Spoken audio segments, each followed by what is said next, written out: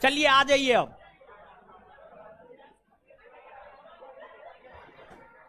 आ जाइए अब, शांत होइए।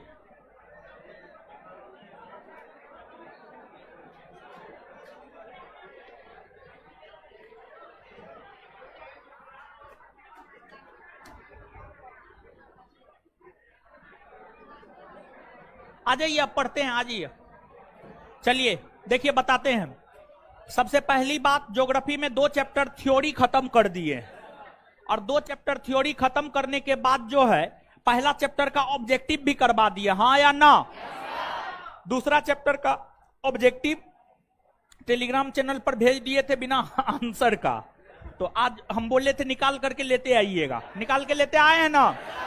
तो आज के सेशन में हम लोग दूसरे चैप्टर का ऑब्जेक्टिव कर लेंगे।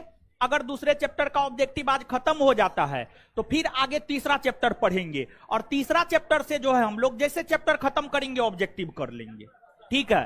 ताकि पॉलिटी का ऑब्जेक्टिव जो बच गया है, समझ गए? शनिवार आते आते जानते हैं इतना थक जाते हैं ना कि क्लास लेने का मन नहीं करता है, सही बता रहे हैं, समझे? तो अब जो है आ जाइए चैप्टर नंबर 2 का क्वेश्चन करना है। चैप्टर नंबर 2 का क्वेश्चन करना है, तो क्वेश्चन आप पलट लीजिए, क्वेश्चन पलटिए।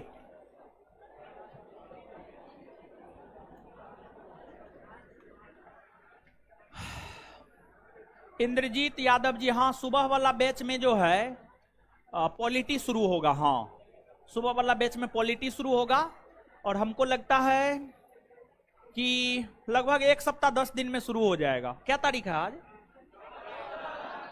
14 मार्च। 1 अप्रैल से मान के चलिए ना, 1 अप्रैल से पॉलिटी शुरू हो जाएगा, 1 अप्रैल से। अब कमेंट हटा दीजिए, आइए।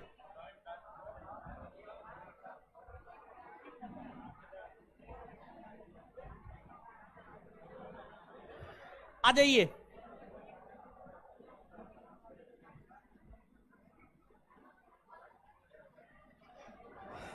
पहला क्वेश्चन, भारत से उपबंध पूरा चुंबकीय परिणामों से संकेत मिलते हैं कि भूतकाल में भारतीय स्थल पिंड सरका है। देखिए एगो बात बताइए आप हमको, भारत की अगर हम बात करें तो जो मेडागास्कर द्वीप है, मेडागास्कर द्वीप जानते हैं? मेडागास्कर द्वीप में जब टूट हुआ और वह द्वीप जब उत्तर की ओर खिसका तो वही ना भारत बना है। तो किधर खिसका?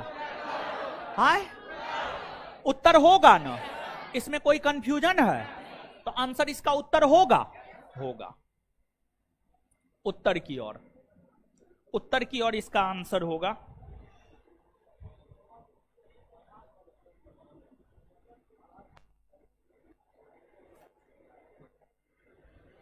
उत्तर की ओर। अगला क्वेश्चन पे आइए। अगला क्वेश्चन है,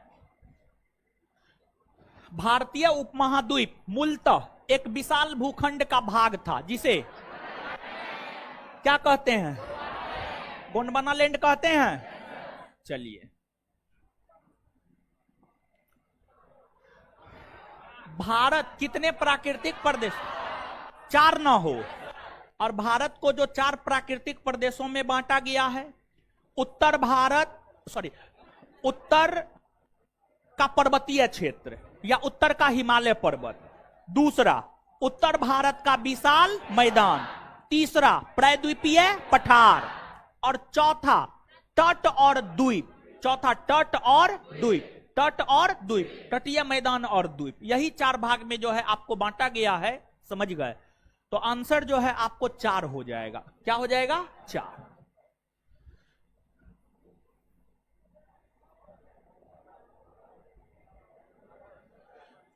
उत्तराखंड के किस भाग में पाताल तोर कुएं पाए जाते हैं? पाताल तोर कुएं। देखिए कुआं जो होता है सामान्य तौर पर गहरा भाग न होता है, सामान्य तौर पर गहरा भाग न कुआं होता है। तो जो उत्तराखंड है, उत्तराखंड पर्वतीय राज है न हो, उत्तराखंड पर्वतीय राज है न हो, तो पर्वतीय राज में पर्वत होते हैं, ठीक है, पर्वत होते हैं, और ऊंचे ऊंचे पर्वत के आसपास जो पानी वाला हिस्सा पाया जाता है ना, ऊंचे ऊंचे पर्वत के आसपास जो पानी वाला हिस्सा पाया जाता है उसी को पाताल कुआं कहा जाता है। और उत्तराखंड के तराई क्षेत्र में, उत्तराखंड के तराई क्षेत्र में जो है पाताल कुआं पाए जाते हैं।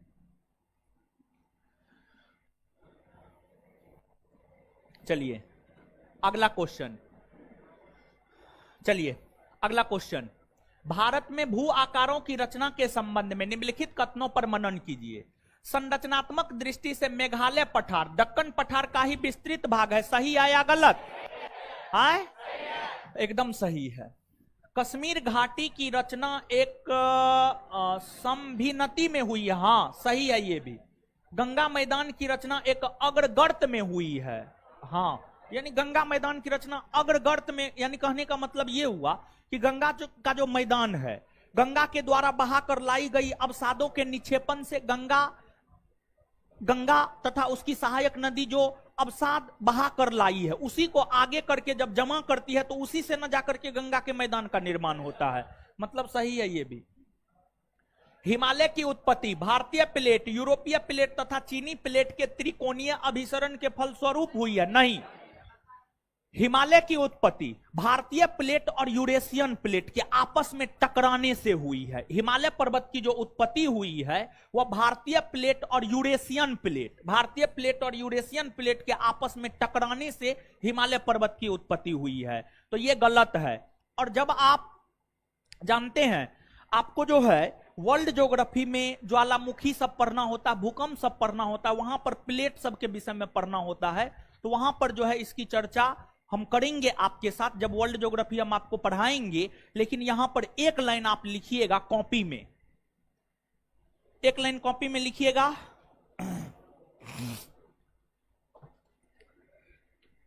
भारतीय प्लेट और यूरेशियन प्लेट लिखिएगा, भारतीय प्लेट और यूरेशियन प्लेट,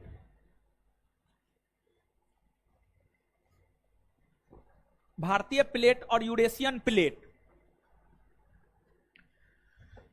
भारतीय प्लेट और यूरेशियन प्लेट के आपस में टकराने से,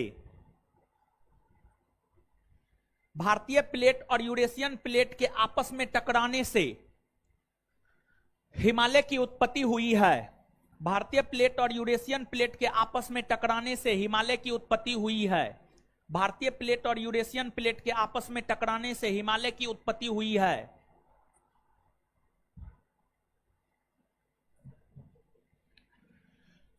इन कथनों में कौन से कथन सही हैं? तो 1, 2 और 3 सही है, आंसर ए। आगे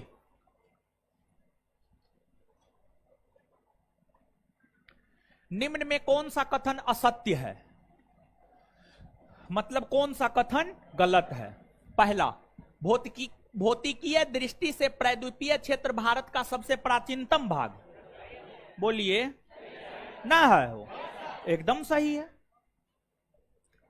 हिमालय विश्व में सबसे नवीन बलित पर्वतों को प्रदर्शित करते हैं, हाँ एकदम सही है। भारत के पश्चिमी समुद्री तट का निर्माण नदियों के जमाव क्रिया द्वारा हुआ है, नहीं, गलत है ये। भारत में गोंडवाना शिलाओं में कोयले का बृहत्तम भंडार है। कोयला के लिए कौन प्रसिद्ध है? नहीं बताएं, नहीं बताएं, हाँ?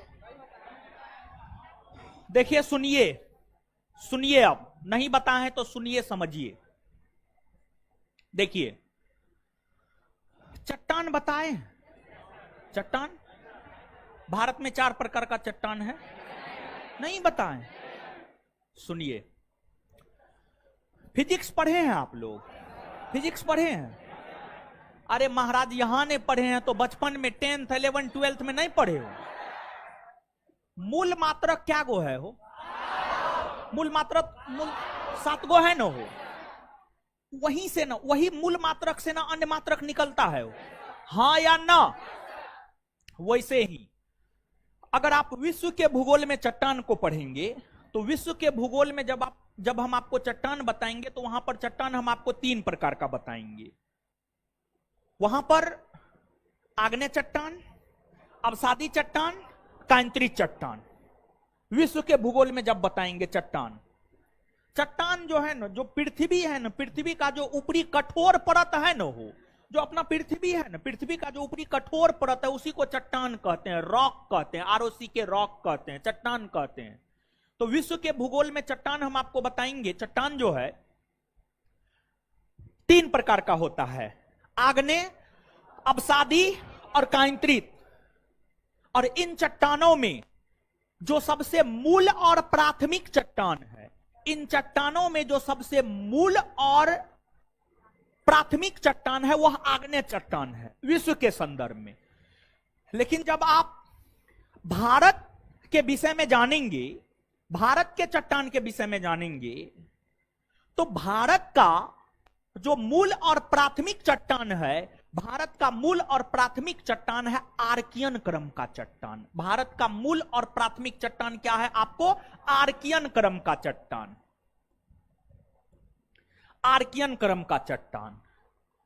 और जब आर्कियन क्रम के चट्टान में अपर्दन और निक्षेपण हुआ, अपर्दन का मतलब टूट फूट और निक्षेपण का मतलब जमा होना, निक्षेपण का मतलब जमा होना। आर्कियन क्रम के चट्टान में जब अपर्दन और निक्षेपण हुआ तो उसी से जो है धारबार क्रम के चट्टान का निर्माण हुआ, उससे धारबार क्रम के चट्टान का निर्माण हुआ, धारबार क्रम के चट्टान का निर्माण हुआ। और फिर जो है जब धारबार क्रम के चट्टान में अपर्दन और निक्षेपण हुआ, मतलब धारबार क्रम के चट्टान में जब टूट फूट हुई, धारबार क्रम के चट्टान में जब निक्षेपण हुआ मतलब टूट फूट करके वो जमा हुआ, तो उससे एक नए चट्टान का निर्माण हुआ जिसे बिंद क्रम का चट्टान कहते हैं, जिसे बिंद क्रम का चट्टान कहते हैं, बिंद क्रम का चट्टान कहते हैं। इसके बाद बिंद क्रम के चट्टान में जब अपर्दन और निक्षेपण हुआ, तो बिंद क्रम के चट्टान में अपर्दन और निक्षेपण होने से जो है आपको, एक मिनट रुकिए, गलती कर दी है, सॉरी गलती कर दी है, एडी के यहां पे कुडप्पा होगा, सॉरी कुडप्पा होगा। आर्कियन क्रम के चट्टान में जब अपर्दन निक्षेपण हुआ तो धारबार क्रम के चट्टान का निर्माण, धारबार क्रम के चट्टान में अपर्दन और निक्षेपण हुआ तो इससे जो है आपको कुडप्पा क्रम के चट्टान का निर्माण हुआ। किसका निर्माण हुआ? कुडप्पा, कुडप्पा क्रम के चट्टान का निर्माण हुआ। और कुडप्पा क्रम के चट्टान में जब अपर्दन और निक्षेपण हुआ तो उससे जो है आपको बिंद क्रम के चट्टान का निर्माण हुआ, उससे जो है आपको बिंद क्रम के चट्टान का निर्माण हुआ, बिंद क्रम के चट्टान का निर्माण हुआ। मूल तौर पर भारत में ये 4 चट्टान माने जाते हैं, लेकिन ऐसा नहीं है कि भारत में सिर्फ यही 4 चट्टान है। इन 4 चट्टानों के अलावे भारत में गोंडवाना क्रम का भी चट्टान है, गोंडवाना क्रम का भी चट्टान है। अगर आप गोंडवाना क्रम के चट्टान को देखेंगे तो जो गोंडवाना क्रम का चट्टान है यह भारत का सबसे आधुनिकतम चट्टान है, भारत का सबसे नया चट्टान है। गोंडवाना क्रम के चट्टान को अगर आप देखेंगे तो यह भारत का सबसे आधुनिकतम यानी नया चट्टान है, आधुनिकतम यानी नया चट्टान है। वही आर्कियन क्रम के चट्टान को अगर हम लोग देखें तो जो आर्कियन क्रम का चट्टान है यह भारत का सबसे प्राचीनतम चट्टान है। आर्कियन क्रम का चट्टान जो है भारत का सबसे प्राचीनतम चट्टान है, यानी सबसे पुराना चट्टान है, और यह मूल चट्टान है, और यह मूल चट्टान है। और देखिए आपको जो इन चट्टानों में गोंडवाना क्रम का चट्टान है, गोंडवाना क्रम का चट्टान जो है कोयला के लिए विख्यात है। गोंडवाना क्रम के चट्टान में कोयला पाया जाता है। गोंडवाना क्रम के चट्टान में क्या पाया जाता है? कोयला। जिन भी क्षेत्रों में गोंडवाना क्रम का चट्टान है वहां पर कोयला का बृहत्तम भंडार, बड़ा बड़ा भंडार जो है वहां पर आपको कोयला का देखने को मिलेगा। भारत का 98% कोयला गोंडवाना क्रम के चट्टान में ही देखने को मिलता है, गोंडवाना क्रम के चट्टान में ही देखने को मिलता है। और आप ध्यान में रखें, आगे चल करके हम आपको नदी के विषय में बताएंगे। जो तीसरा चैप्टर है हम लोगों का, तीसरा चैप्टर है भारत का अपवाह तंत्र, तीसरा चैप्टर है हम लोगों का भारत का अपवाह तंत्र। यहां पर हम आपको बताते चले कि जब आप मानचित्र पर आएंगे, मानचित्र लगाया होगा, नहीं लगाए हैं तोरी का, अच्छा कोई बात नहीं है, नहीं लगाया है तब पर भी कोई बात ना है। आपको जो है यहां पर समझिएगा, देखिए भारत का मानचित्र तो पहला चैप्टर दूसरा चैप्टर में इतना बार देखे हैं, आपको तो याद हो गया, याद हो जाना चाहिए। पता नहीं अब आपको याद हुआ है या नहीं हुआ है, समझ गए। तो इधर जो है आपको वेस्ट बंगाल राज्य है, ओडिशा राज्य है, ठीक है, इधर आंध्र प्रदेश राज्य है, तमिलनाडु राज्य है, हाँ या ना। इधर महाराष्ट्र राज्य है, महाराष्ट्र राज्य है, बीच में जो है मध्य प्रदेश है, छत्तीसगढ़ है, क्लियर है। तो एगो है दामोदर नदी घाटी, दामोदर नदी घाटी। दामोदर नदी जानते हैं, जो दामोदर नदी है, छोटा नागपुर का पठार हम आपको बताए हैं, बताइए छोटा नागपुर का पठार कहां है? झारखंड में है ना हो। तो झारखंड में जो छोटा नागपुर का पठार है, उस छोटा नागपुर के पठार से जो है, छोटा नागपुर के पठार से दामोदर नदी निकलती है और झारखंड में बहने के बाद जो है यह नदी पश्चिम बंगाल में प्रवेश करती है। और दामोदर हुगली की सबसे बड़ी सहायक नदी है। हुगली नदी जो है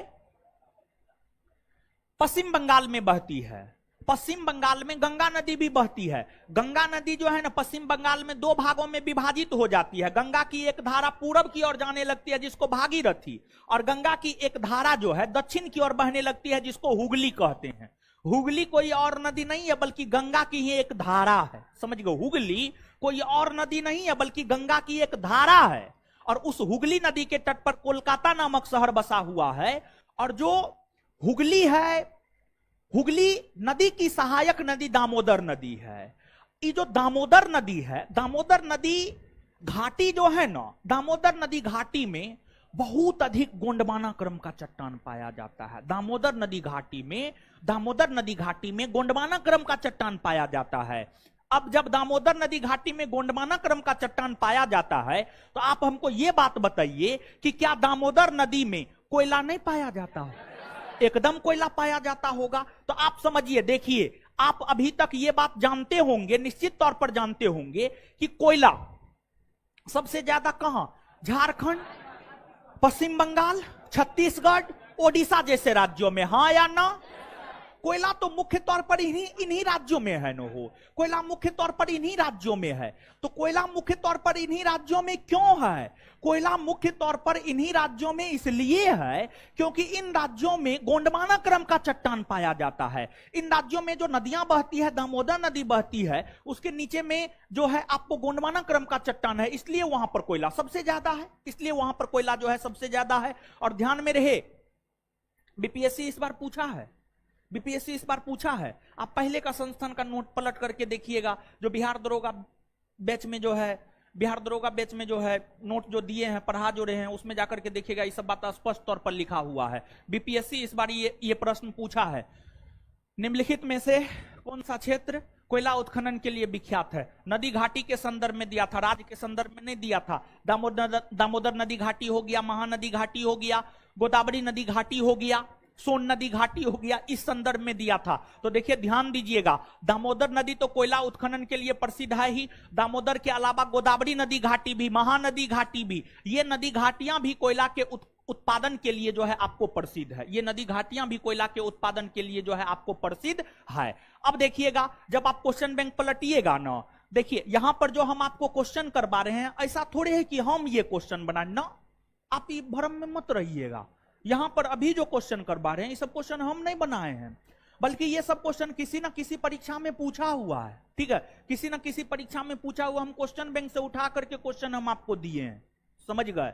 और यही सब सफिशिएंट है। जो सफिशिएंट है वहां पर ज्यादा दिमाग लगाने का क्या फायदा? कोई फायदा है बताइए? समझ गए, फालतू का दिमाग लगाने से कोई फायदा है नहीं। लेकिन जहां पर जरूरत होगा कि हमको क्वेश्चन सेट करना पड़े, क्वेश्चन क्रिएट करना पड़े, तो वहां पर हम आपको क्वेश्चन क्रिएट करके देंगे, हम बना करके वहां पर क्वेश्चन देंगे। लेकिन ये सब पूछा हुआ क्वेश्चन है, तो आगे आपको ये सब क्वेश्चन मिल जाएगा। देखिए ध्यान दीजिएगा, आप आगे आपको क्या क्या मिलेगा, आगे कुछ दूर के बाद ये सब क्वेश्चन मिलेगा। आपसे पूछा जाएगा भारत का सबसे प्राचीनतम चट्टान कौन है, तो सीधा आंसर देंगे भारत का सबसे प्राचीनतम चट्टान आर्कियन क्रम का चट्टान। फिर दूसरा क्वेश्चन आपसे पूछा जाता है पूछा गया है कि भारत का सबसे नवीनतम चट्टान कौन है, तो गोंडवाना क्रम का चट्टान, गोंडवाना क्रम का चट्टान। फिर कौन चट्टान कोयला के लिए प्रसिद्ध है, तो गोंडवाना क्रम का चट्टान। कौन नदी घाटी कोयला के लिए प्रसिद्ध है, तो दामोदर नदी घाटी, गोदावरी नदी घाटी, महानदी घाटी। समझ गए। और साथ ही साथ जो है ध्यान में रखे आप, यहां पर जो हमने आपको क्रम बताया है, यह क्रम भी पूछा जा चुका है। यूपीएससी में पूछा है, यूपीएससी सीडीएस में पूछा है, बीपीएससी भी पूछा है, यूपीपीसीएस भी पूछा है। लगभग हर परीक्षा इस क्रम को पूछ दिया है। मतलब क्वेश्चन जो है ऐसे दिया है कि जो है भारत के चट्टानों के निर्माण का क्रम है, भारत के चट्टान के निर्माण का क्रम है। उसमें आपको दे दिया है आर्कियन, धारबार, कुडप्पा, बिंद, ऑप्शन ए में। ऑप्शन बी में दे देगा बिंद, Cuddapah, Dharwar, Archaean. Option C में दे देगा धारबार, कुडप्पा, बिंद, आर्कियन। ऑप्शन डी में दे देगा बिंद, कुडप्पा, धारबार, आर्कियन। तो आप अपना सजाते रहिएगा, क्रम यही है। सबसे पहले जो है आर्कियन, फिर धारबार, फिर कुडप्पा और फिर बिंद। तो इसको जो है हम कैसे याद रखे हुए हैं, जैसे बचपन में जब हम लोगों के हाथ में 2, 3, 4, 5 बरस के उम्र में स्लेट और पेंसिल दिया जाता है, तो हिंदी में सबसे पहले अ आ हर्षई दुर्गई हर्षऊ दुर्गऊ पढ़ाया जाता है, और अंग्रेजी में सबसे पहले A B C D E F G H I J K L M N O P Q R S T U V W X Y Z. समझ गए। ऐसा थोड़े है कि सबसे पहले आपको जेड बताया जाता है, ना, पहले ए, तब बी, तब सी, तब डी, क्रमवार तरीका से। तो वही इंग्लिश के अल्फाबेट को क्रमवार तरीका से रख दिए हैं, बहुत ज्यादा दिमाग लगाने का जरूरत है नहीं यहां पर। तो देखिए ए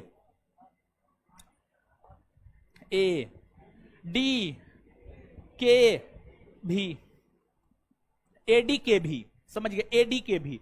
ए के बाद डी आएगा, ए के बाद ऐसे तो बी आएगा, लेकिन यहां पर ए के बाद डी आएगा, डी के बाद के आएगा, के बाद भी आएगा। देख लीजिए एकदम सिलसिलेवार ढंग से ना है। याद रखना कितना आसान है बताइए। समझ गए। मतलब अगर कभी भूल भी जाएंगे कि पहले आर्कियन या पहले धारबार, तो याद आ जाएगा पहले तो ए ना आता है, अब बाद में ना डी आता है। आराम से याद रख लीजिएगा। देखिए कितना शॉर्ट, यानी दिमाग लगाने वाला चीज है। समझ गए। तो ये सब बात लगता है कॉपी में नहीं बताए, नहीं लिखाए हैं। नीचे से पहले अब लिखिए आप, कॉपी में लिखना है। लिखिए,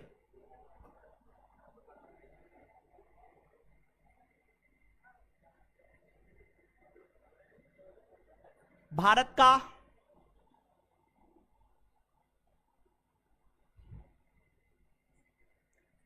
का सबसे प्राचीनतम चट्टान, भारत का सबसे प्राचीनतम चट्टान कोस्ट में पुराना, भारत का सबसे प्राचीनतम चट्टान कोस्ट में पुराना,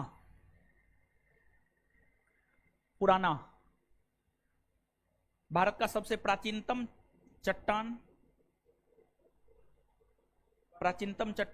और प्राथमिक चट्टान, और प्राथमिक शब्द भी जोड़ दीजिए। और प्राथमिक चट्टान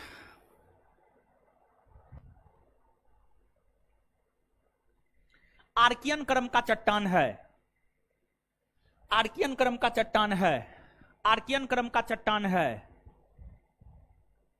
आर्कियन क्रम का चट्टान है, आर्कियन क्रम का चट्टान है। Full stop. आर्कियन क्रम का चट्टान है, फुल स्टॉप। वहीं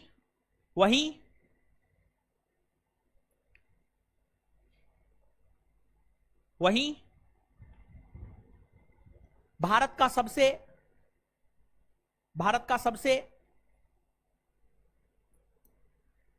नवीनतम, वही भारत का सबसे नवीनतम चट्टान, वही भारत का सबसे नवीनतम चट्टान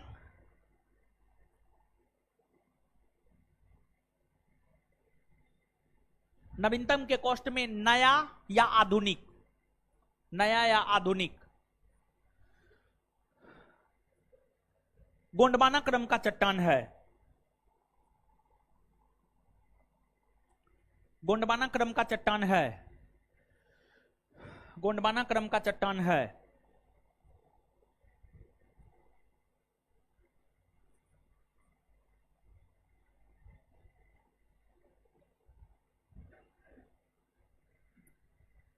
नेक्स्ट पॉइंट लिखिएगा।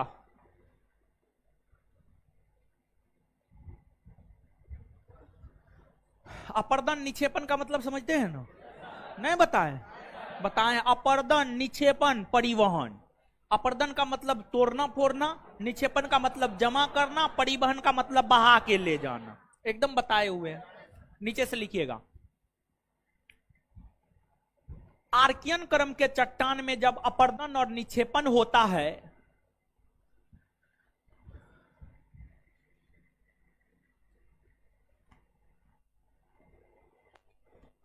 आर्कियन क्रम के चट्टान में जब अपर्दन और निक्षेपण होता है तो उससे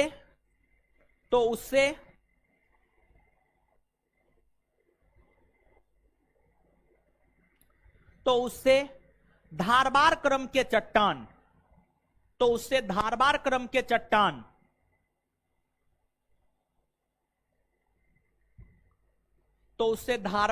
के चट्टान का निर्माण होता है।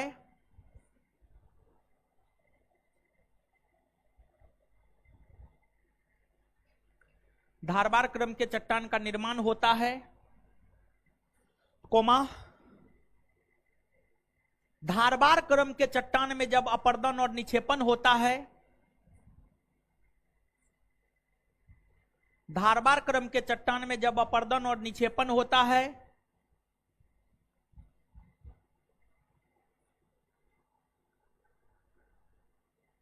धारबार क्रम के चट्टान में जब अपर्दन और निक्षेपण होता है तो उससे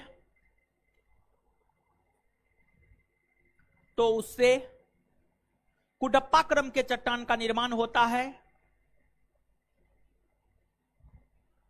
कुडप्पा क्रम के चट्टान का निर्माण होता है।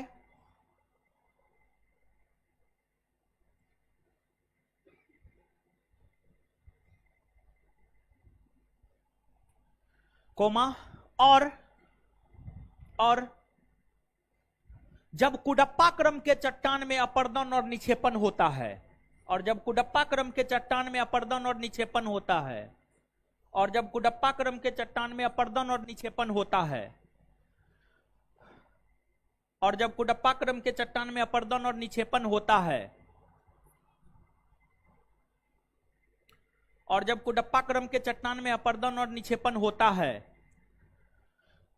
तो उससे और जब कुडप्पा क्रम के चट्टान में अपर्दन और निक्षेपण होता है तो उससे बिंद क्रम के चट्टान का निर्माण होता है।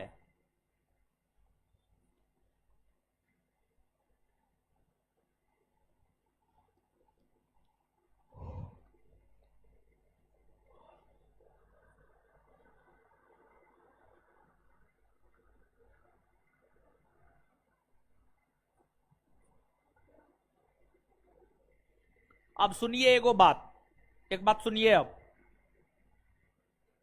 देखिए, धात्विक खनिज समझते हैं हो? धात्विक खनिज, अरे वैसा खनिज जिससे धातु की प्राप्ति होती है। धातु का मतलब क्या? सोना, चांदी, लोहा, मैग्नीज, तांबा, यही सब तो धातु है। ठीक है, एल्युमिनियम, यही सब तो धातु है। तो जानते हैं, जैसे गोंडवाना क्रम का चट्टान, गोंडवाना क्रम के चट्टान में कोयला न मिलता है, गोंडवाना क्रम के चट्टान में कोयला न मिलता है। और वैसे ही धौ से धात्विक खनिज और धौ से धारवार, तो जो धात्विक खनिज है न हो, मतलब धारवार क्रम के चट्टान में धात्विक खनिज मिलता, मतलब जहां पर धारवार क्रम का चट्टान है वहां पर सोना, चांदी, तांबा, एल्युमिनियम जैसे धात्विक पदार्थ मिलते हैं। तो धारवार क्रम का चट्टान जो है दक्षिण भारत में, विशेष तौर पर कर्नाटका के क्षेत्र में, तेलंगाना के क्षेत्र में, आंध्र प्रदेश के क्षेत्र में, इन राज्यों में धारवार क्रम का चट्टान है। और इसलिए कर्नाटक सोना का सबसे, भारत में तो सबसे ज्यादा सोना का उत्पादन कर्नाटक ही करता है। और एक मूवी भी है केजीएफ चैप्टर 1, चैप्टर 2, थर्ड भी आएगा, समझ गए? हाँ थर्ड आएगा, एकदम इस सब से पूरा अवगत है ना। Violence violence violence, I don't like violence. और उसके बाद आगे, but violence like me, I don't avoid violence. समझ गए? तो उस मूवी का डायलॉग है ये, काफी अच्छा डायलॉग है, समझ गए? तो ये सब तो खूब याद है, नहीं देखे हैं तो वो तो है। हाँ तो चलिए, तो लिख लिए हैं, तो ये दो को बात जरूर याद रखिएगा। और तीसरा बात सुनिए, देखिए चट्टान कितना महत्वपूर्ण है। इसके बाद घर में आप जो घर बनाते हैं, जब मान के चलिए कि आपका शादी विवाह होगा, नौकरी उकरी होगा, नौकरी होगा तो घर बनाइएगा, उसके बाद शादी कीजिएगा। तो नौकरी होगा, घर और बनाइएगा, तो अगर बढ़िया नौकरी हुआ, अच्छा खासा पैसा उसा आने लगा, तो घर में मार्बल सब लगवाइएगा ना, हो संगमरमर सब लगवाइएगा ना, समझ गए? पत्थर सब का प्रयोग कीजिएगा ना जी, समझ गए? अब कम जैसे चतुर्थ वर्गीय में हुआ, तब तो जो है ये सब नहीं कर पाइएगा, समझे? तो जो चूना पत्थर है, जो संगमरमर है, चूना पत्थर संगमरमर है, ये सब कौन चट्टान में पाया जाता है जानते हैं? बिंद क्रम के चट्टान। बिंद और कुडप्पा दोनों में, बिंद और कुडप्पा दोनों में, लेकिन बिंद में ज्यादा पाया जाता है, समझ गए? तो भवन निर्माण सामग्री, यानी ये जो चूना पत्थर है, संगमरमर है, ये सब भवन निर्माण सामग्री है। तो जो भवन निर्माण सामग्री है, उसके लिए विख्यात है बिंद क्रम का चट्टान। जो भवन निर्माण सामग्री है, उसके लिए विख्यात है बिंद क्रम का चट्टान। बात समझ में आया? समझ गए? तो ये सब बात याद रखिएगा, विशेष तौर पर कोयला वाला बात और धात्विक खनिज वाला बात। तीसरा नहीं भी याद रखिएगा, कोई दिक्कत नहीं है, लेकिन कोयला और धात्विक खनिज, ये दो बात आप निश्चित तौर पे याद रखिएगा। तो नीचे से स्टार मार के लिखिएगा, धात्विक खनिज जैसे, लिखिएगा स्टार मार के, धात्विक खनिज जैसे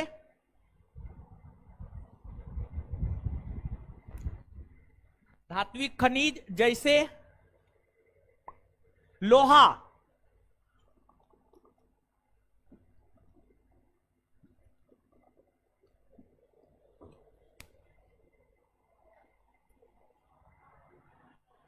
धात्विक खनिज जैसे लोहा, सोना, चांदी, सोना चांदी, तांबा, तांबा, एल्युमिनियम, एल्युमिनियम जैसे पदार्थ, जैसे पदार्थ धारवार क्रम के चट्टान में, धारवार क्रम के चट्टान में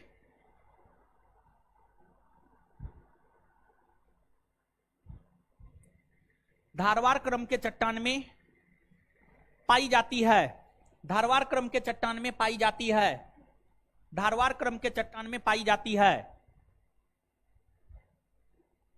धारवार क्रम के चट्टान में पाई जाती है। अगला पॉइंट,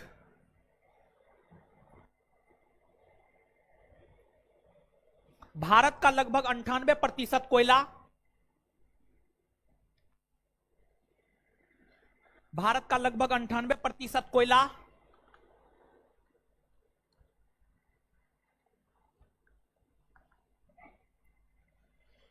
भारत का लगभग 98% कोयला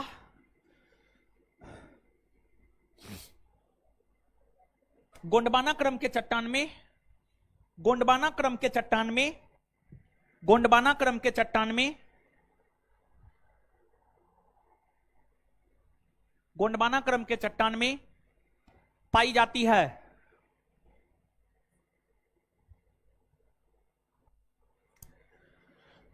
गोंडवाना क्रम के चट्टान में पाई जाती है, गोंडवाना क्रम के चट्टान में पाई जाती है।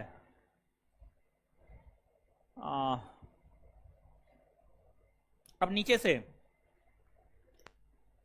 देखिए ध्यान दीजिएगा, सुनिएगा, एगो बात बताइएगा। जैसे जब दो परिवार के बीच रिश्ता बनता है, मतलब आपका विवाह किसी दूसरे परिवार में हुआ, तो महत्व आपके माता पिता का भी है, आपके भाई बहन का भी है, आपके जीजा का भी है, हर किसी का महत्व है। जब आप बारात लेकर के जाते हैं तो सबका मान सम्मान होता है, लेकिन सबसे ज्यादा महत्व किसका है? आपका, यानी दुल्हा का। समझ गए?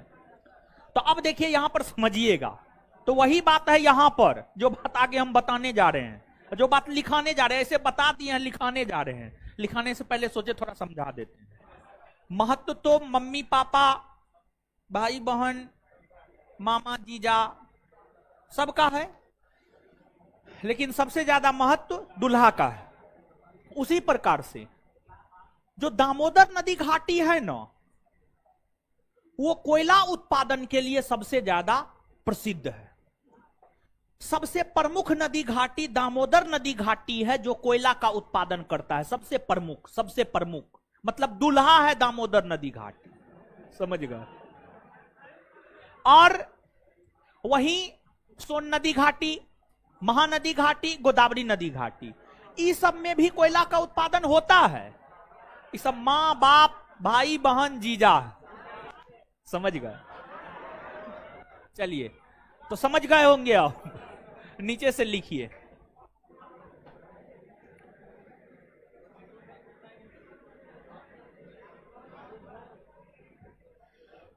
कोयला उत्पादन के लिए, कोयला उत्पादन के लिए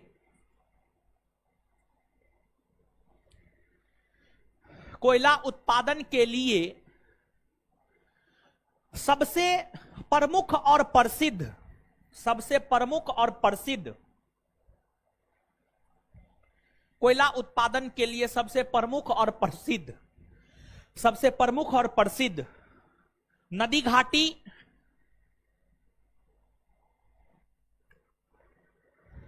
सबसे प्रमुख और प्रसिद्ध नदी घाटी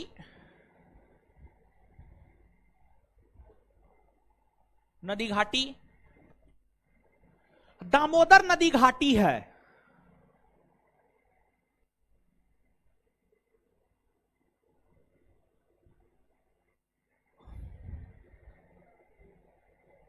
लेकिन ध्यान रहे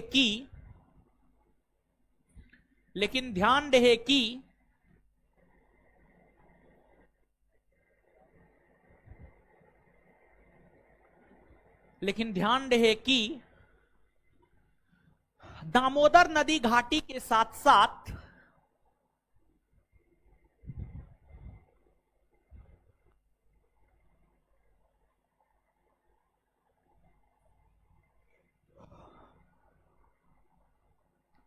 महानदी घाटी,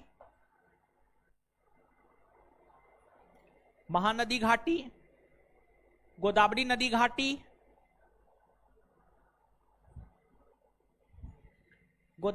घाटी, और सोन नदी घाटी भी, हाँ सोन नदी, हाँ, और सोन नदी घाटी भी, और सोन नदी घाटी भी कोयला उत्पादन के लिए प्रसिद्ध है। और सोन नदी घाटी भी कोयला उत्पादन के लिए प्रसिद्ध है। और सोन नदी घाटी भी कोयला उत्पादन के लिए प्रसिद्ध है।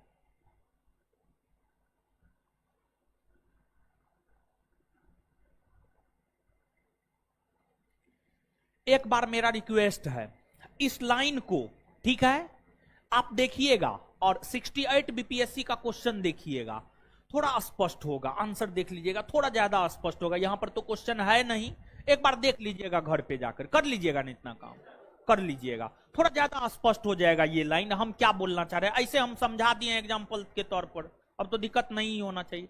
बात समझ में आया? इतना बात लिख लिए ना, 1 मिनट में हम लोग याद भी कर ले कि याद कर लिए, याद हो गया ना। 1 मिनट फिर भी याद कर लेते हैं, क्या होगा। चलिए, भारत का सबसे प्राचीनतम चट्टान कौन? सबसे आधुनिकतम? आए?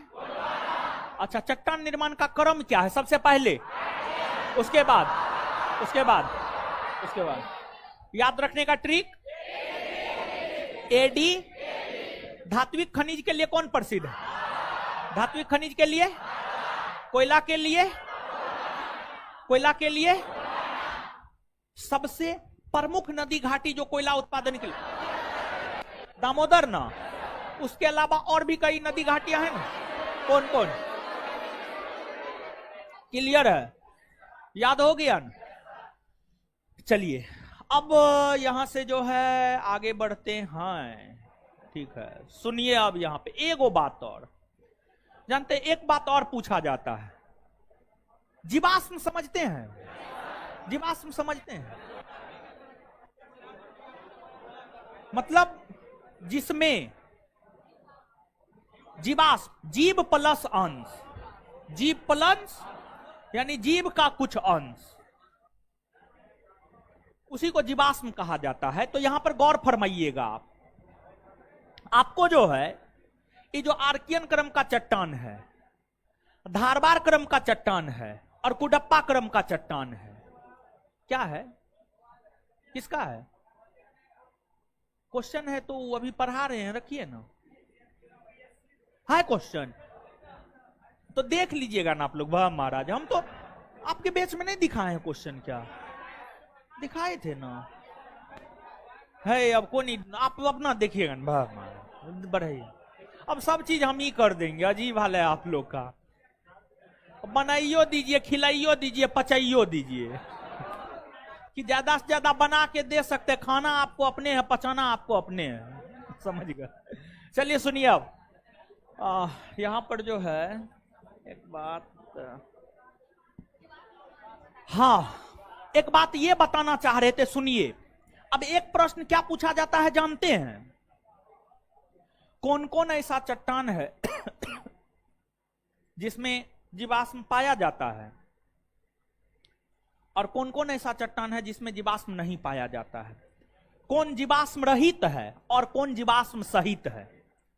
जीवाश्म रहित मतलब जीवाश्म नहीं है, और किसमें जीवाश्म है। तो आपको जो है ना वो आर्कियन, धारवार, कुडप्पा, इसमें जीवाश्म नहीं है। आर्कियन, धारवार, कुडप्पा जीवाश्म नहीं है। बिंद और गोंडवाना में जीवाश्म है। बिंद और गोंडवाना में जीवाश्म है, इसको आप याद रखिएगा। ठीक है, तो नीचे से एक लाइन लिखिएगा। और केमिस्ट्री में जीवाश्म सब पढ़िएगा, केमिस्ट्री में पढ़ाया जाए। केमिस्ट्री में तो एक जीवाश्म ईंधन एक चैप्टर ही है, लिखिएगा।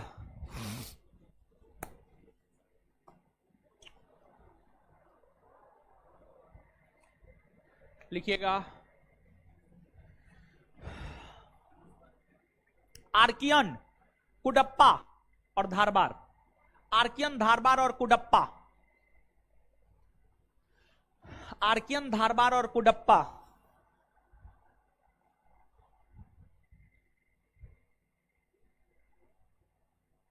जीवाश्म रहित चट्टान है। आर्कियन, धारवार और कुडप्पा जीवाश्म रहित चट्टान है। तो वही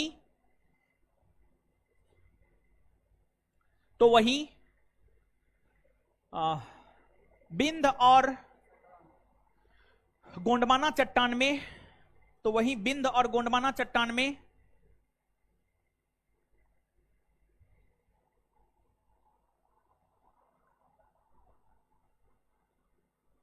जीवाश्म पाया जाता है।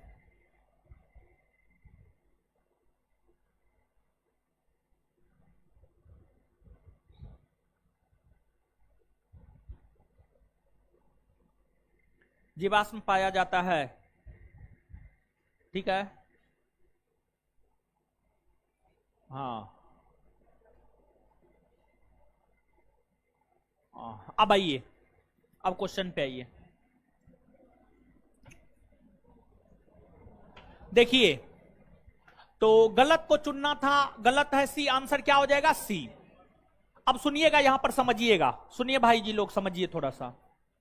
भारत के पश्चिमी समुद्री तट का निर्माण नदियों की जमाव क्रिया द्वारा हुआ है, नहीं, बल्कि भारत के पश्चिमी समुद्री तट का निर्माण, पश्चिमी समुद्री तट का निर्माण जो है मृदा के उत्थान और निर्गमन से हुआ है। मृदा के उत्थान और निर्गमन से हुआ है। नीचे से स्टार मार के एक पॉइंट और लिखिए।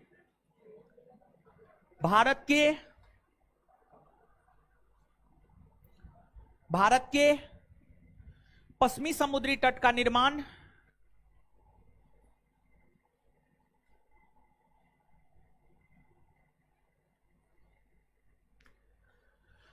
भारत के पश्चिमी समुद्री तट का निर्माण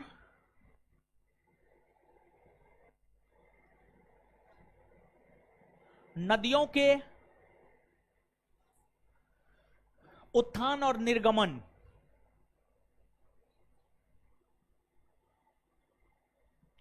नदियों के उत्थान और निर्गमन से हुआ है।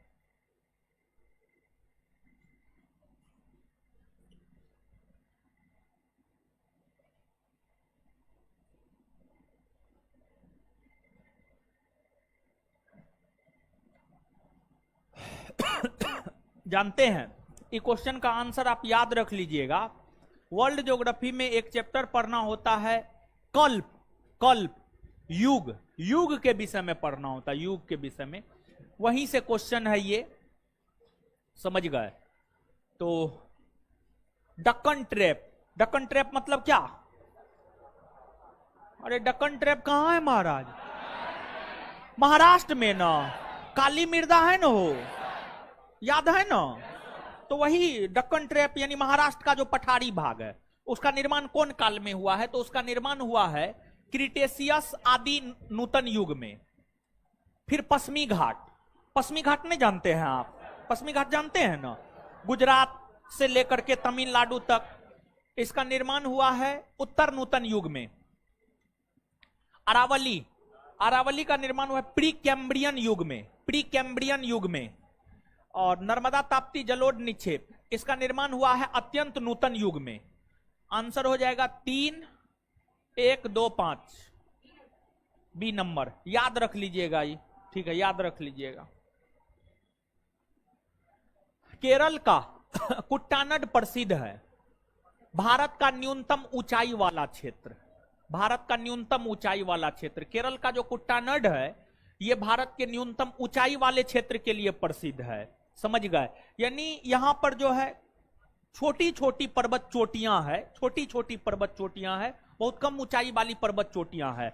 और यहां पर जानते हैं, केरल का जो कुट्टानड क्षेत्र है, केरल के कुट्टानड क्षेत्र में जो है धान की खेती की जाती है, और यहां पर धान काफी ज्यादा उगता है, जिस वजह से केरल के कुट्टानड क्षेत्र को केरल के संदर्भ में धान का कटोरा भी कहा जाता है। केरल के संदर्भ में धान का कटोरा।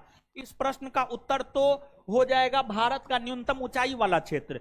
लेकिन यहीं पर अगर एक प्रश्न यह पूछ दे कि केरल के किस क्षेत्र को धान का कटोरा कहा जाता है, तो इसका आंसर हो जाएगा कुट्टानड क्षेत्र। क्या होगा? कुट्टानड क्षेत्र। तो नीचे से लिखिएगा आप, केरल का कुट्टानड क्षेत्र, केरल का कुट्टानड क्षेत्र धान की खेती के लिए प्रसिद्ध है।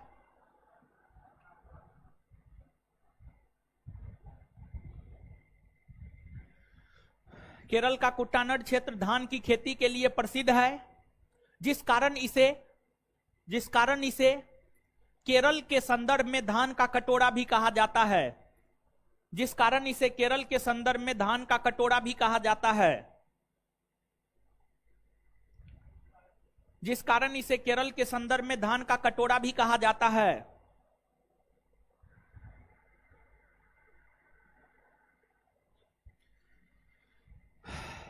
देखिए, ज्योग्राफी जैसे पढ़ा रहे हैं ना, इसके अलावा जितना कॉपी में हम आपको बता रहे हैं, इसके अलावा कुछ नहीं पढ़ने का जरूरत है। जितना क्वेश्चन हम आपको दे रहे हैं, जितना बता रहे हैं, इसके अलावा कुछ नहीं। ना लुसेंट पढ़ना है, ना एसपीडी पढ़ना है, ना घटना चक्र पढ़ना है, ना दृष्टि क्विक बुक पढ़ना है, कुछ नहीं पढ़ना है। कॉपी को रट जाइए ना महाराज, समझ गए।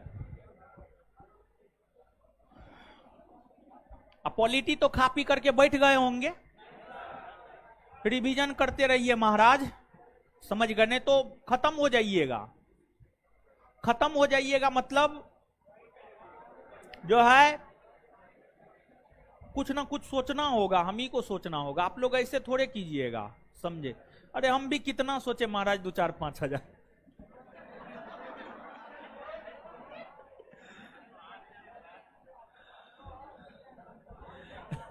चलिए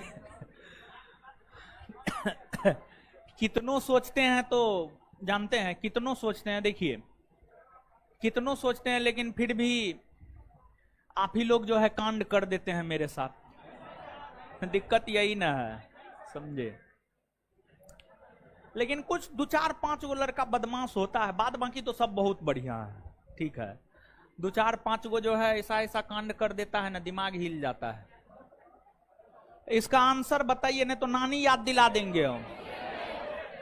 आए सिंधु क्षेत्र होगा, देखिए क्वेश्चन बनना है। हाँ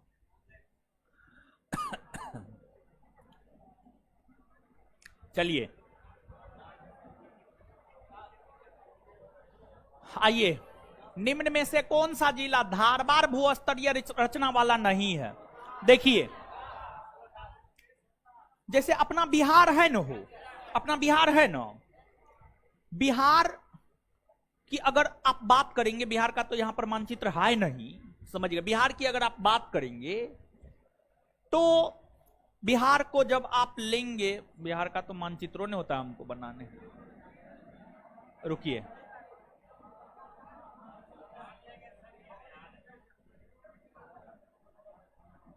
मान लीजिए ना अपना लगभग ऐसा ही है, ठीक है, लगभग। देखिए सुनिए, बिहार का जो दक्षिणी पूर्वी भाग है, बिहार का दक्षिणी पूर्वी भाग कहां, यहां ना होगा दक्षिणी पूर्वी, है इधर होगा ना। बिहार के दक्षिणी पूर्वी भाग यानी इस एरिया में मुंगेर, जमुई, नवादा जैसा जिला ना है वो, बोलिए ना। भारत के सॉरी बिहार के दक्षिणी पूर्वी भाग में मुंगेर, जमुई, नवादा जैसा जिला है। और इन जिलों में आपको जो है धारबार क्रम का चट्टान पाया जाता है। कौन चट्टान पाया जाता है? धारबार। कौन क्रम का चट्टान? धारबार। धारबार क्रम। और एगो बात बताइए, धारबार क्रम का चट्टान कौन चीज के लिए प्रसिद्ध? आय धातु सोना चांदी न हो, हाँ ना। जमुई में सोना मिला है, मिला है। तो जमुई में सोना मिलने का कारण क्या है? कि जमुई में धारबार क्रम का चट्टान है, इसलिए जमुई में सोना मिला है। बात समझ रहे हैं? तो धारबार भूस्तरीय रचना बिहार के दक्षिणी पूर्वी भाग में, मतलब इन जिला मुंगेर, जमुई, नवादा जैसे जिला में है। रोहतास, रोहतास की अगर हम बात करें तो जो रोहतास है, रोहतास कहां है बताइए? यहां है, यहां इस एरिया में मान करके चल सकते हैं, समझ गए। तो रोहतास जो है बिहार के जो है दक्षिणी पश्चिमी भाग में है। और रोहतास जिला में जो है ना बिंद क्रम का चट्टान पाया जाता है। कौन चट्टान? बिंद। रोहतास जिला में कौन? बिंद क्रम का चट्टान पाया जाता है, धारबार क्रम का चट्टान नहीं पाया जाता है। तो यहां पर पूछ रहा धारबार भूस्तरीय रचना वाला नहीं है, आंसर क्या हो जाएगा? रोहतास। रोहतास में कौन चट्टान पाया जाता है? बिंद। क्या रोहतास में कभी भी सोना चांदी मिलेगा? नहीं मिलेगा। वहां पर जो है संगमरमर, चूना पत्थर, ये सब चीज मिलेगा। वहां पर जो है कभी सोना चांदी नहीं मिलेगा। और रोहतास के लोग थोड़ा पढ़ने लिखने वाले ज्यादा होते हैं। बिहार में सबसे ज्यादा साक्षर जिला रोहतास है। बिहार में सबसे ज्यादा साक्षर जिला रोहतास है। और सबसे कम साक्षर जिला पूर्णिया है। पूर्णिया सबसे कम साक्षर है, समझ गए। चलिए, तो आंसर बी हो जाएगा। नीचे से एक पॉइंट लिखिएगा, रोहतास जिला में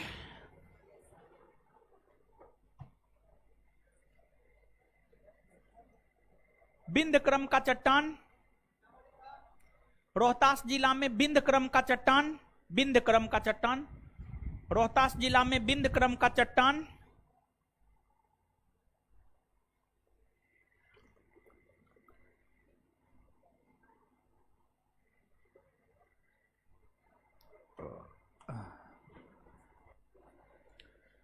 रोहतास जिला में बिंद क्रम का चट्टान पाया जाता है।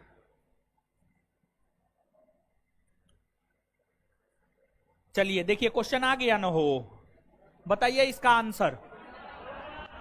आए गोंडवाना होगा ना हो।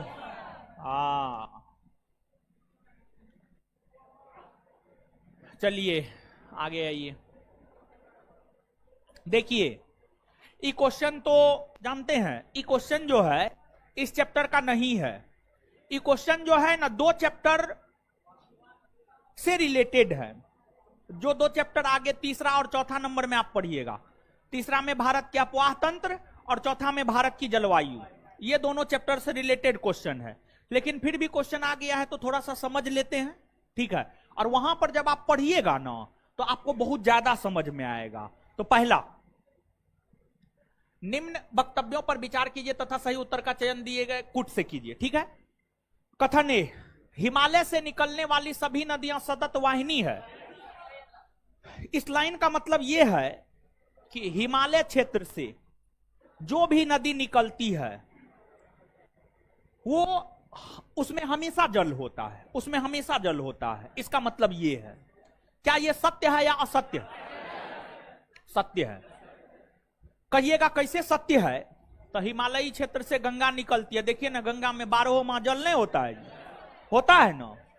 नहीं होता है तो जाकर के देखिए ना, साल भर तो पटना में रहबे कीजिएगा, सब माह जाइए NIT घाट जाइए शनिवार को घूमने के लिए, समझ गए, या रविवार को देखिएगा हमेशा जल रहता है गंगा में। भले जो है जुलाई अगस्त सितंबर के माह में जो है होता क्या है, देखिए जुलाई अगस्त सितंबर के माह में आप देखेंगे गंगा नदी उफान मारने लगता है। क्यों?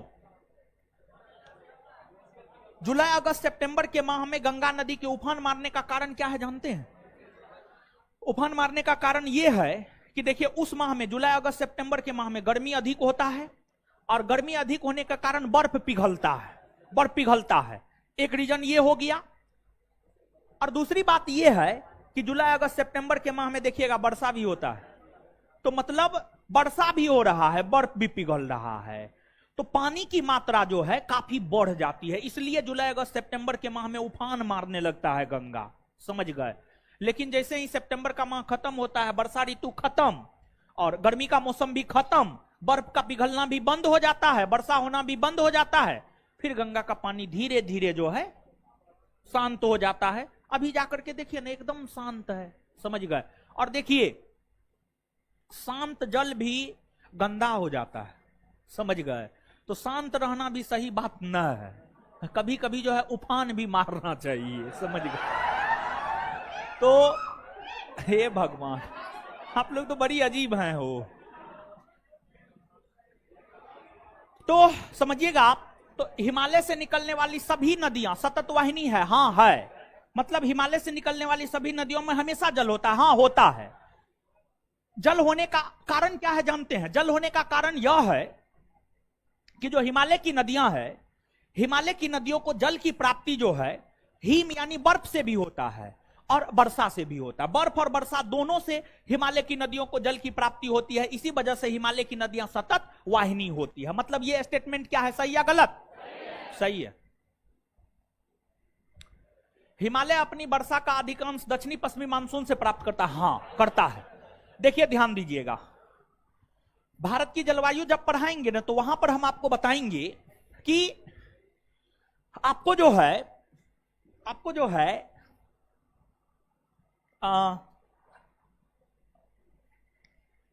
भारत में दक्षिणी पश्चिमी मानसून से सबसे ज्यादा वर्षा होता है। दक्षिणी पश्चिमी मानसून से भारत में सबसे ज्यादा वर्षा होता है। दक्षिणी पश्चिमी मानसून की उत्पत्ति अरब सागर से, हिंद महासागर से होती है, हिंद महासागर से होती है।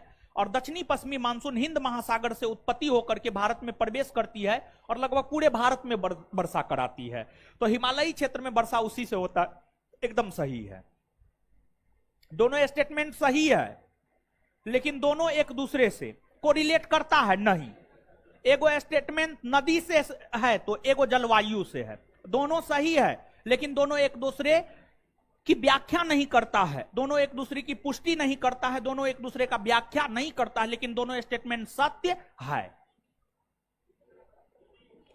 ए तथा आर दोनों सही है, परंतु आर ए की सही व्याख्या नहीं। Answer B.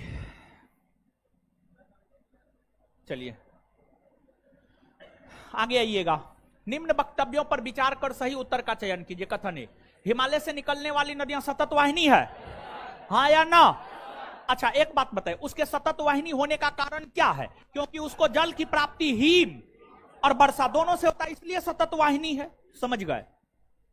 तो कारण आर, हिमालय नदियों का उद्गम स्रोत हिमानियों से होता है, यानी हिमानी। हिमानी क्या होता है? हिमानी बर्फ का बहुत बड़ा भूभाग, उसी को तो हिमानी कहा जाता है। तो हिमानी से होता है, तो हिमानी से होने के कारण जो है, और हिमालयी क्षेत्र में जो है कभी भी किसी भी मौसम में आप चले जाइए, जो हिमालयी क्षेत्र है वहां पर हमेशा बर्फ जमा होता है। कभी भी किसी भी मौसम में आप चले जाइए, जैसे अब गर्मी का मौसम आने वाला है ना, हो तो आप एकदम मई जून के माह में जाइए, हिमालयी क्षेत्र में जाइए ना, उस टाइम में भी वहां पर आपको ठंडा का एहसास होगा।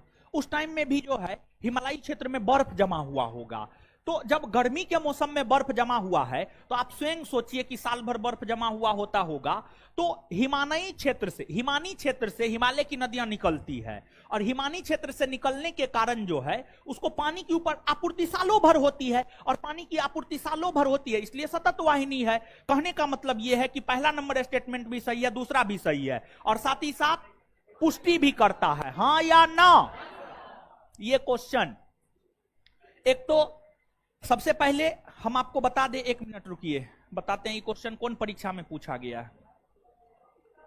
एक तो बिहार दरोगा में भी पूछा गया है, एक तो ये क्वेश्चन बिहार दरोगा में भी पूछा गया है, और बिहार दरोगा से पहले ही क्वेश्चन कौन परीक्षा में पूछा गया था, एक मिनट रुकिए हम आपको बताते हैं।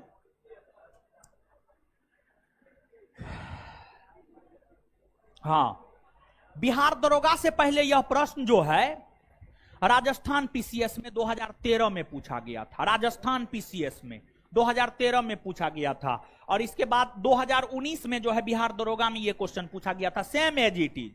मतलब क्या बताता है कि जो स्टेट पीसीएस के पूछे हुए क्वेश्चन है वो बिहार दरोगा जैसा परीक्षा पूछ सकता है, एकदम सेम एज इट इज पूछा था। 2013 में राजस्थान पीसीएस में पूछा है, और 2019 में बिहार दरोगा पूछा है। तो मतलब क्या बता रहा है? सुनिए, सोचिए सोचिए क्या बता रहा है ये क्वेश्चन, बोलिए। आए स्टेट पीसीएस का प्रीवियस ईयर जो है याद करना चाहिए, ये बात बता रहा है महाराज, समझ गए? तो हम बता रहे हैं आपको। देखिए टीचर क्या करता है, टीचर आपको चीजों को समझा देता, बता देता, टीचर आपको गाइड करता है। याद करना, किताब खरीद करके पढ़ना, ये सब आपका काम है महाराज, समझ गए? तो चलिए आंसर क्या होगा? बी होगा।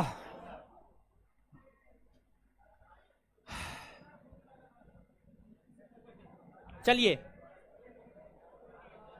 हिमालय की रचना समानांतर वलय श्रेणियों से हुई है, जिसमें से प्राचीनतम श्रेणी पुराना, पुराना कौन है? बोलिए, बोलिए नो, सबसे पुराना कौन है? आए बृहद हिमालय ना, सही है ना? हाँ एकदम सही जा रहे हैं आप लोग। देखिए क्वेश्चन बन रहा है ना।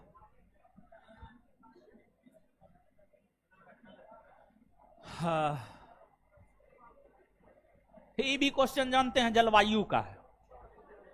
जलवायु का है, जलवायु पढ़िएगा ना तो ज्यादा समझ में आएगा, लेकिन फिर भी यहां पर देख लीजिए। यदि हिमालय पर्वत श्रेणियां नहीं होती तो भारत पर सर्वाधिक संभाव्य भौगोलिक प्रभाव क्या होता? देश के अधिकांश भाग में साइबेरिया से आने वाली शीतलहरों का अनुभव होता? हाँ होता। हिमालय पर्वत नहीं होता तो उत्तरी ध्रुवीय क्षेत्र से, साइबेरियाई क्षेत्र से आने वाली शीतलहर भारत में प्रवेश करती। हाँ सही है ये।